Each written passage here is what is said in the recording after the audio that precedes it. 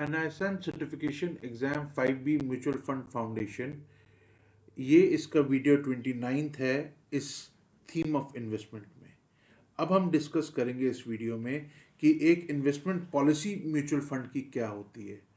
मतलब जब आप वर्ड यूज करते हैं इन्वेस्टमेंट पॉलिसी, इसका क्या मतलब है और किस किस चीजें, क्या क्या चीजें इसमें इंक्लूडेड होती हैं। तो सबसे पहले हमने पिछले वीडियो में देखा था कि एक इन्वेस्टमेंट ऑब्जेक्टिव बनाया जाता है कोई भी स्कीम का, और उस ऑब्जेक्टिव के हिसाब से आप इन्वेस्टर के पास जाके इन्वेस्टर से पैसे इन्वेस्ट करने के लिए उसको कन्विंस करते हैं एज अ डिस्ट्रीब्यूटर। तो किसी भी म्यूचुअल फंड स्कीम का पहले एक इन्वेस्टमेंट ऑब्जेक्टिव बनेगा। उदाहरण के तौर पे हमने दो ऑब्जेक्टिव्स लिए हैं। एक ऑब्जेक्टिव कहता है कि मेरा जो पैसा है वो एक्सट्रीमली लिक्विड होना चाहिए, मतलब जब मैं चाहूं तब अवेलेबल हो और रीजनेबल रिटर्न हो। तो ये एक मेरा इन्वेस्टमेंट ऑब्जेक्टिव है।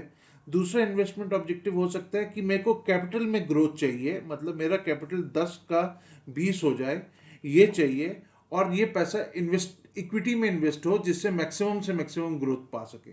ये दो इन्वेस्टमेंट ऑब्जेक्टिव्स से आप पैसा लेने के लिए अब एज अ डिस्ट्रीब्यूटर अपने इन्वेस्टर के पास गए। अब इन्वेस्टर ने आपसे सवाल पूछा, भाई ये तो ऑब्जेक्टिव क्लियर है आपका, बट आपका फंड मैनेजर क्या क्या रूल्स फॉलो करेगा, आप मुझे वो बताइए इन्वेस्टमेंट करने से पहले। मतलब जो सिक्योरिटी उसको खरीदनी है फंड मैनेजर को, वो क्या रूल्स फॉलो करेगा वो सिक्योरिटी खरीदने में, मैं वो जानना चाहता हूं। जब सवाल ये आपका इन्वेस्टर पूछे तो इसका मतलब इन्वेस्टर आपसे पूछना चाह रहा है क्या इन्वेस्टमेंट पॉलिसी है आपके फंड की। These rules is called as investment policy.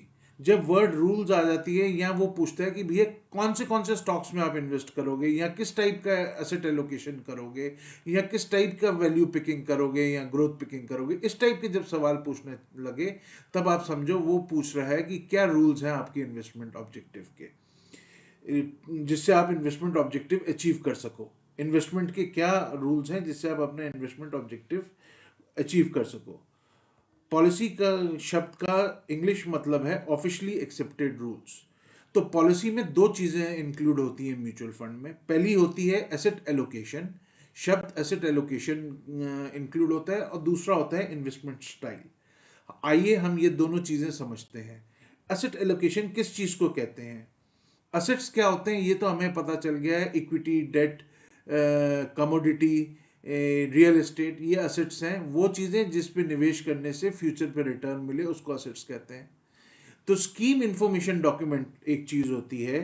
कोई भी म्यूचुअल फंड स्कीम के आप वेबसाइट में जाएंगे और आप उसमें पूछेंगे SID for that scheme, scheme information document दीजिए, और जब स्कीम इंफॉर्मेशन डॉक्यूमेंट होंगे वो ये दोनों पॉलिसी रूल्स के बारे में डिटेल करेंगे। आपको समझाने के लिए मैंने टाटा म्यूचुअल फंड के एक फंड है टाटा डिजिटल इंडिया फंड, इसके स्कीम डॉक्यूमेंट सिड पे गया था, स्कीम इंफॉर्मेशन डॉक्यूमेंट में, और उधर से मैंने ये एक एक्सपर्ट निकाला है आपको बताने के लिए, जो एग्जैक्टली जो उसमें प्रिंटेड है। ये एसेट एलोकेशन बताता है। एसेट एलोकेशन का मतलब क्या हुआ? एसेट एलोकेशन का मतलब है कि जो मैं निवेश करूंगा वो किस किस एसेट क्लास में निवेश कितना कितना करूंगा, to which asset class how much percentage money will go. अगर 100 रुपया मैंने मैंने कलेक्ट किया है, तो वो 100 रुपया मैं किस एसेट क्लास में जाएगा, इक्विटी में जाएगा, बॉन्ड्स में जाएगा, मनी मार्केट इंस्ट्रूमेंट में जाएगा, रियल एस्टेट में जाएगा, किस किस रियल इन्वेस्टमेंट क्लास में मैं इन्वेस्ट करूंगा, वो विश्लेषण करके मुझे बताओ, या वो चीज मुझे डिस्क्लोज करो। पहले विश्लेषण नहीं, डिस्क्लोज करो मुझे वो, उस चीज को एसेट एलोकेशन कहते हैं। तो फंड मैनेजर जो है या कंपनी जो है वो ये बोलती है कि 80 to 100% equity and equity related instruments of companies, इस चीज इस चीज को एसेट एलोकेशन कहते हैं। ये मैंने आपको डायग्रामेटिकली समझाने के लिए मैंने ये बना दिया है। कंपनी कहती है कि 80 से 100% में इक्विटी या इक्विटी रिलेटेड इंस्ट्रूमेंट्स, मतलब वो इंस्ट्रूमेंट्स जो इक्विटी में निवेश करते हैं उनमें, या इक्विटी मतलब शेयर्स में सीधा निवेश करूंगा 80 to 100% ऑफ योर मनी। और ये जो इक्विटी होंगी ये सिर्फ आईटी सेक्टर की होंगी। देखो इन्होंने क्लियरली बोल दिया कि हमारा इन्वेस्टमेंट ऑब्जेक्टिव ये है कि हम आईटी से डिजिटल इंडिया फंड में हम आईटी सेक्टर में जाएंगे। हमारा ये पॉलिसी है, ये रूल है कि हम आईटी कंपनी के सिवाय और कोई कंपनी में इन्वेस्ट नहीं करेंगे। दूसरा वो कहते हैं हम 0 से 20% अदर इक्विटी या रिलेटेड इंस्ट्रूमेंट्स में जा सकते हैं।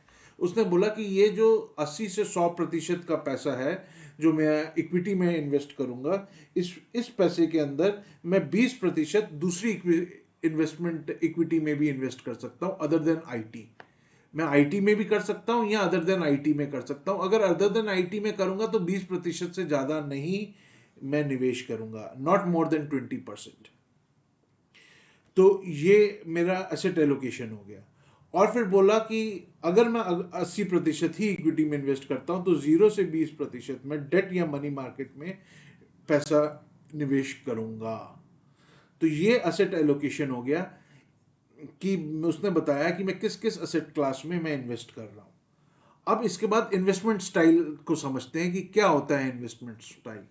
इन्वेस्टमेंट स्टाइल का मतलब ये होता है कि सेम एसेट क्लास के अंदर फंड मैनेजर क्या इन्वेस्टमेंट स्टाइल अपना रहा है। क्या वो growth versus value investment style अपना रहा है, किस तरीके का इन्वेस्टमेंट करेगा वो, मतलब किस तरीके का सिक्योरिटी उठाएगा, स्टॉक उठाएगा, किस तरीके का उठाएगा, उसको ये बोला। तो ग्रोथ या वैल्यू इन्वेस्टमेंट स्टाइल को समझाने के लिए मैंने ये डायग्राम बनाया है।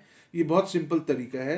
ग्रोथ स्टाइल में ये होता है कि जो कंपनी है इसकी जो करंट प्राइस है ये मार्केट वैल्यू से ज्यादा थोड़ी सी अच्छी है या मार्केट वैल्यू पे है और इसमें एकदम ग्रोथ आने की संभावना है इसके स्टॉक प्राइस में, या रिटर्न कंपनी का जो है उसमें प्रॉफिटेबिलिटी का रिटर्न जो है उसमें बहुत तेजी आने वाली है जिसकी वजह से स्टॉक प्राइस में भी तेजी आएगी।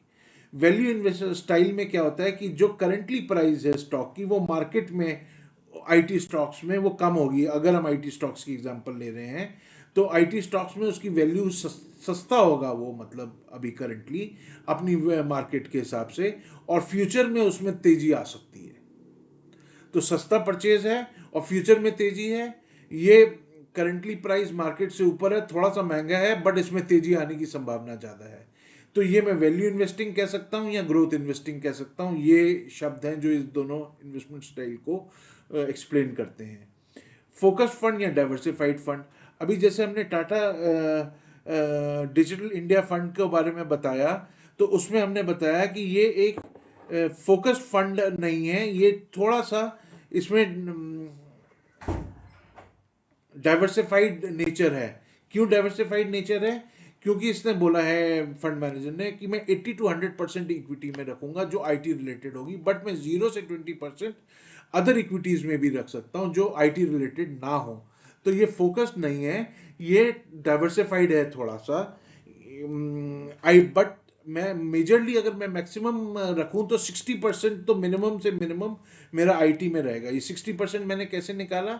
अगर सपोज 20% 0 से 20% में 20% वो अदर इक्विटी में रखता है फंड मैनेजर पैसा, तो कितना पैसा रखा? तो कम से कम मिनिमम 60% पैसा वो आईटी सेक्टर के स्टॉक्स में लगाएगा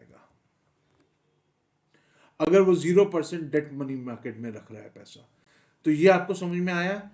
क्योंकि सपोज कहते हैं कि डेट में वो लगा रहा नहीं है, पूरा 100 रुपया का 100 रुपया उसको इक्विटी में लगाना है। तो वो उसने बोला कि मैं अदर इक्विटी में 20% लगा दूंगा, तो कितना बचा? अगर 20% अदर इक्विटी में लगा दिया तो 60 से 80% पैसा बचा। 60 भूल जाओ, 80% पैसा बचा जो आईटी सेक्टर में लगेगा। और अगर 20% उसने डेट में लगा दिया तो हमारे पास 80% बचा। 80% में से वो मैक्सिमम 60% आईटी में रख सकता है और 20% अदर इक्विटी में रख सकता है। इस चीज को एसेट एलोकेशन कहते हैं। और इन्वेस्टमेंट स्टाइल हो गया, फोकस हो गया। This is all for this video. In the next video we will discuss important concepts in mutual fund units. Mutual fund units में इंपॉर्टेंट कॉन्सेप्ट्स क्या हैं वो हम अगली वीडियो में डिस्कस करेंगे। Till then, thank you.